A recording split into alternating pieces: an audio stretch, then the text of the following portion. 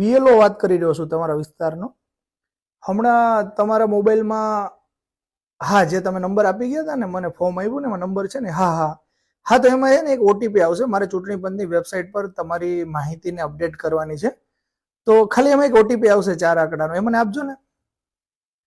મોબાઈલમાં જ આવશે. ફોન ચાલુ રાખો, વાંધો નહીં, તમે ફોન શરૂ રાખો, હું અહીંયાથી પ્રોસેસ કરું જ છું. બસ જુઓ, તમારો મોબાઈલમાં ઓટીપી આવ્યો. બોલો ને. શું? સ્કૂલમાંથી જ વાત કરું છું. બસ એ જ ફોર્મ લઈ ગયો હતો ને.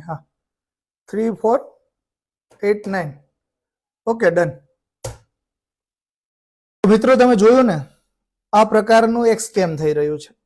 આ જે વ્યક્તિ વાત કરનાર વ્યક્તિ હતો એ કોઈ બીએલઓ નહોતો, એ સ્કેમર હતો. સ્કેમરને ખબર છે હાલ દેશના 12 રાજ્યોમાં સર એટલે કે સરની કામગીરી કરવામાં આવી રહી છે, અને આ કામગીરીનો આ લોકો ગેરલાભ ઉઠાવી રહ્યા છે. મતદાતાઓ પોતાના મોબાઈલ નંબર સહિતની વિગતો બીએલઓને આપે છે, એ જાણ એમને છે.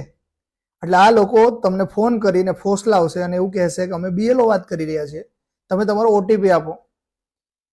તો મિત્રો, કોઈ પ્રકારનો ઓટીપી કોઈને આપશો નહીં. ચૂંટણી પંચ દ્વારા કોઈ પણ પ્રકારનો ઓટીપી ફોર્મમાં કે કંઈ અપડેટમાં શિક્ષકોનો કે બીએલઓ પાસે માંગવામાં આવ્યો નથી.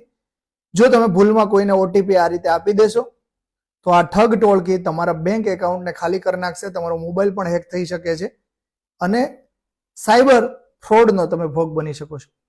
વધુમાં વધુ લોકોને આ રીલને શેર કરજો, અને હાલ આ સરની કામગીરીમાં શિક્ષકોને પણ તમે મદદરૂપ બનજો. દરેક બીએલઓને સહયોગ આપજો અને રાષ્ટ્રીય ચૂંટણી કાર્યક્રમમાં સહયોગ આપજો.